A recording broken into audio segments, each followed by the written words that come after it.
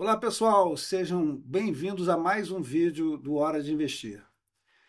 E dando sequência ao nosso primeiro vídeo do canal, onde nós falamos sobre a carteira da liberdade financeira, hoje nós vamos mostrar a execução dessa carteira. Como é que ela está, vamos falar de alguns dos seus ativos e falar dos nossos próximos aportes, que vão ocorrer de forma semanal, sempre no valor de aproximadamente R$ 500, que é o valor da diária que a gente pretende obter com o trabalho extra. Para quem acompanhou o nosso primeiro vídeo, a carteira da liberdade ela tem a seguinte premissa: nós vamos utilizar o nosso tempo livre, né? E aqui a gente arbitrou que vai ser aos finais de semana, mas vamos usar um pouco do nosso tempo livre para gerar uma renda adicional. E aí, com essa renda adicional, faremos os aportes nessa carteira do canal.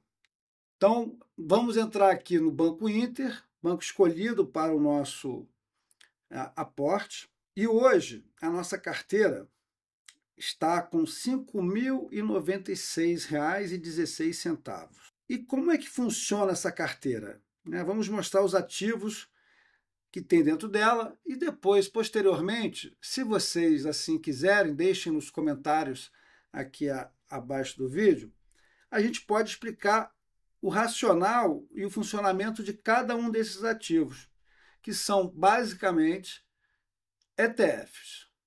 ETFs são fundos que são transacionados em bolsa e que, de uma forma bastante resumida, a gente pode dizer que são fundos que seguem índices, né, e podem ser ativos ou passivos. Hoje, na Bolsa Brasileira, a gente tem basicamente fundos passivos, na sua maioria ou totalidade, e tentam seguir esse índice e entregar o retorno desse índice. Então, nós temos aqui, como nosso primeiro ativo, o LFT-B11.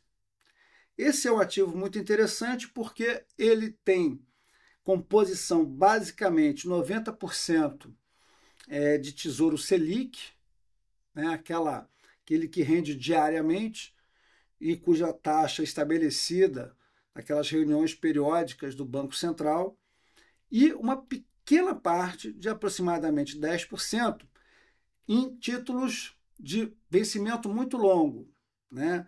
Basicamente NTN-B de 2060, porque com essa cesta de títulos eles conseguem ter uma duração média da carteira superior a 2 anos. E com isso, e por isso, entregar uma eficiência tributária. Ah, mas como assim, André? O que é essa coisa de eficiência tributária? Então vamos lá. Digamos que você queira colocar um dinheiro no Tesouro Selic e você tem a previsão de gastá-lo aí em 15 dias. Então você coloca, os primeiros 30 dias você recolhe IOF, então, né, infelizmente, esse imposto sobre operações financeiras vai comer a totalidade do seu rendimento, quase a totalidade, mesmo com 15 dias. E mesmo assim, o que sobrar de rendimento, você ainda vai pagar um imposto de 22,5%. Já no ETF, você não tem essa questão. Você tem a isenção do IOF e, além disso, pelo fato da carteira ter uma duração superior a 2 anos, você vai ter a possibilidade de pagar apenas 15%, porque para ativos transacionados em bolsa, em renda variável, o imposto de renda ele é calculado sobre 15% sobre o ganho de capital. Então, no caso aqui do LFT-B11, hoje nós temos aproximadamente 26,6% da nossa carteira nessa alocação. É o ideal? É o que nós projetamos? Não.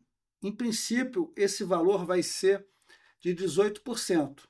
Mas como a Selic está alta, né, a gente achou melhor colocar um pouquinho mais de caixa, vamos dizer assim, de forma a, até em momentos futuros, aproveitar eventuais oportunidades que venham a aparecer por ocasião dos rebalanceamentos. E aí, seguindo com os nossos ativos da carteira, nós temos aqui o BEST 11. que é um ETF que utiliza um pouco da filosofia do nosso grande investidor, o Barsi, né, que tem aí nos bancos, na energia, nos seguros, nas telecomunicações, e faltou acho que mais um S aí, e aí eu deixo para vocês me ajudarem aqui nos comentários o que faltou no BEST. São empresas desses setores que têm como característica a perenidade, serem menos suscetíveis, né, aos humores das taxas de juros, né, que influenciam muito alguns setores, como transporte, varejo, né, são setores que são muito sensíveis aos juros, e nós hoje temos no Brasil uns juros muito altos. Então o BEST 11, coincidentemente, né, aproveitou um ralizinho que a Bolsa tem sofrido nesses últimos dias e está entregando aproximadamente R$ 23. Né? Vejam que a renda variável varia. E se a gente comparar aqui os ativos, a gente vai ver que a rentabilidade específica desses ativos, né, desse ativo está bem maior do BEST 11 do que o LFT B11, por exemplo. Dando sequência, temos aqui mais um ativo, agora também de renda fixa, mas que segue o índice IMAB, que é um índice que tem como lastro os títulos de tesouro mais longos. Né? Não chega a ser um título super longo, mas eu acredito aí que com duration, né, que é esse prazo, né, de validade, vamos dizer assim, da entrega de valor do título, superior a 5 anos. E nós escolhemos esse ETF justamente para poder aproveitar o ciclo de mercado. Então, nós temos na nossa carteira 2 ETFs de renda fixa, o LFT B11 e o IMA B11. Um tem a função de servir de caixa de reserva de oportunidade e o outro tem a finalidade de aguardar um ciclo de mercado. Hoje nós vivemos uma posição, uma situação em que nós temos uma taxa de juros muito alta, porque o investidor está cobrando um prêmio elevado do Brasil em função, né, graças aos problemas fiscais que a gente tem enfrentado aí nos últimos anos e que não temos perspectivas de melhora no futuro próximo. Mas, se essa curva se inverter, os juros começarem a baixar, a gente vai ter um fenômeno chamado marcação a mercado jogando a nosso favor. E se você quer um vídeo falando um pouco mais sobre como funciona essa história de marcação a mercado e como é isso de renda fixa, que não é fixa, mas que varia e pode variar bastante, tanto a favor como contra o investidor, deixe nos seus comentários pedindo, né, esse vídeo de marcação a mercado.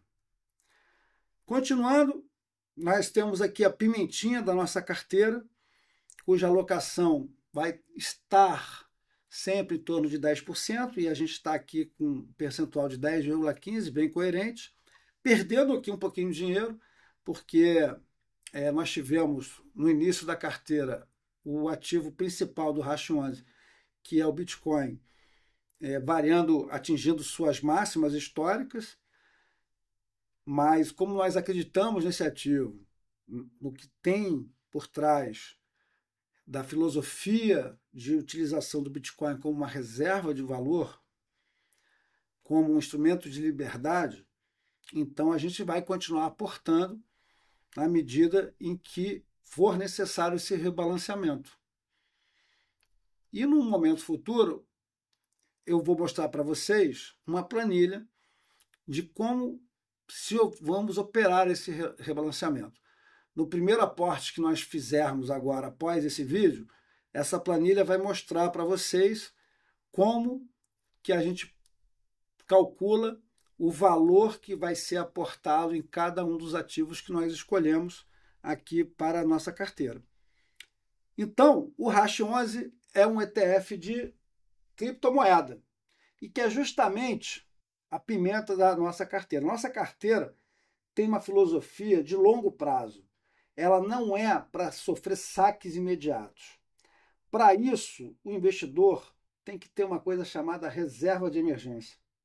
Reserva essa que deve cobrir as necessidades financeiras dessa pessoa, dessa família, por 3, 6, 12 meses, a depender da profissão, da situação profissional, da fonte de renda ou das fontes de renda que essa pessoa tenha. Então, por exemplo, um funcionário público, né, que tem a sua remuneração vinda de um governo federal, por exemplo, ele tem um risco diferente daquele CLT de uma empresa pequena que está sofrendo para pagar suas contas, né? Pode ser que essa pessoa, esse empregado, venha a perder o emprego e, para que ele não precise lançar mão dos seus ativos de investimento, o mais seguro é ele ter uma reserva de emergência que cubra justamente esse período, né, de 6 meses, de 12 meses, sempre a depender do risco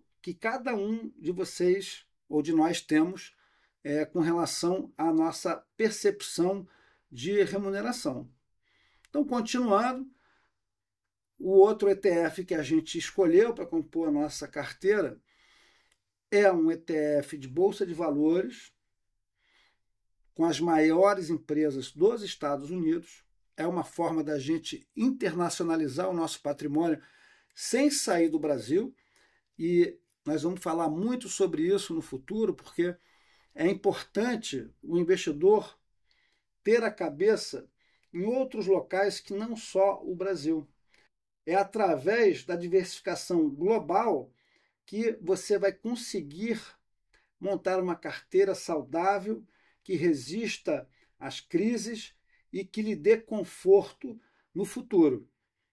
Ainda falando sobre o exterior, o outro ETF que nós temos na carteira é o Alug 11, um ETF baseado nos REITs. Mas o que são REITs, André?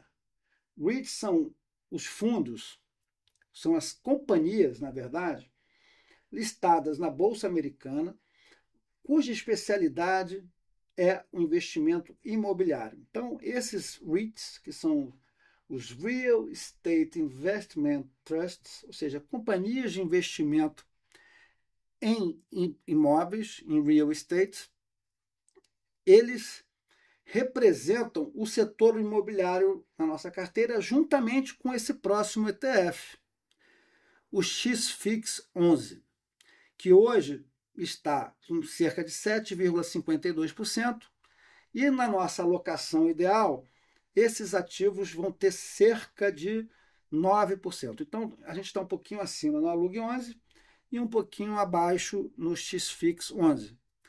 A alocação ideal, ela está aparecendo agora para vocês, como cada um desses ETFs vai se comportar, qual é o nosso alvo, como eles estão hoje e qual é a rentabilidade dessa carteira nesses primeiros dias da sua composição. A rentabilidade de curto prazo certamente não é uma preocupação nossa de imediato.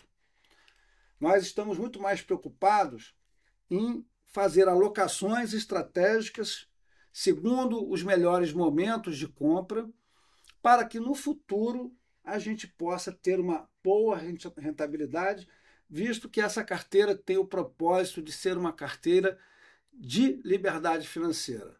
Uma carteira que tem o seu lastro na atividade extra que nós fazemos hoje, para que no futuro nos entregue mais tempo, mais conforto e mais segurança.